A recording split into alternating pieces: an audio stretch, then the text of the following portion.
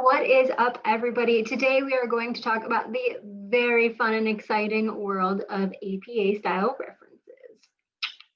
I know you are all so excited. So the first thing we are going to talk about is a basic reference.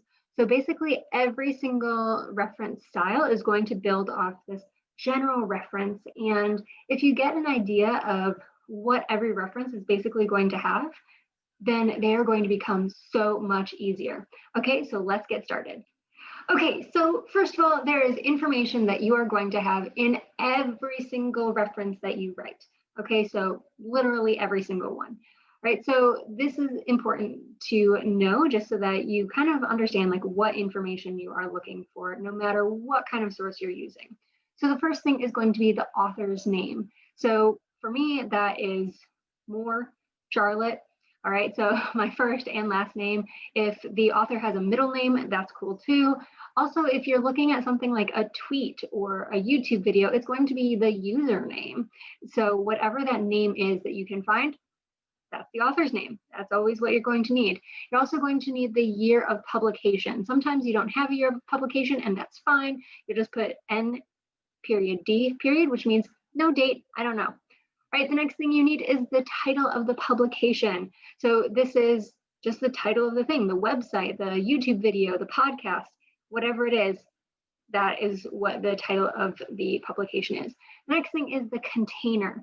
So container is kind of a weird word when we're looking at all this, but it's basically whatever your article is inside of. So if you are doing a specific web page, then it is on a website such as BuzzFeed or Medium or CNN or whatever. If it's on YouTube as a whole, those are the containers, the thing that is enveloping it that they were able to publish on.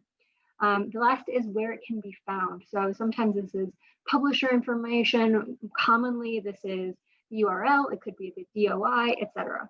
So these are the types of information that you need for every single reference that you're ever going to write. Okay, so the next thing is, what order is this information going to be in? Well, it's basically the same order that I just talked about. You're going to have your author's name, and it'll always be last name, comma, first initial, and maybe middle initial. The big thing with APA is that they are pro gender neutrality, so that you are not going to judge something based on whether the author is a male or female or whatever else. So we just do first initials here. Right, the next thing is the year of publication, which will always be in parentheses, the title of the publication, the container, and then where it can be found. Right, so now that we have this information, the order that it's going to be in, let's look at what this actually looks like in a general reference. So always, this is what you're going to see. So you're going to see last name, comma, first and middle initials, if you have both of those, with the year in parentheses, followed by the title of the publication. And one thing that you should notice is the capitalization and italics, maybe underlining, quotation marks. You don't see any of those things in the title of the publication. That is because in APA, we are using sentence case for the publication name, which means that only the first word of the title and subtitle are going to be capitalized. It is not underlined, it is not in quotation marks, anything else. It is just plain text and sentence case. Right, so the next thing we are looking at is the title of the publisher, and notice the capitalization. Again, in the name of the publisher, everything is capitalized, like in title case is what this is called, and it is slanted. That means it is italicized. It is not underlined, it is not in quotation marks, but it is italicized.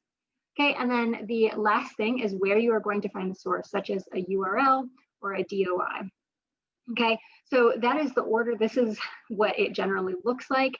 One big thing you are going to notice too is this hanging indent. That's what this is called, where the first line is all the way on the left-hand side of the page, but the second and third line are indented ½ an inch.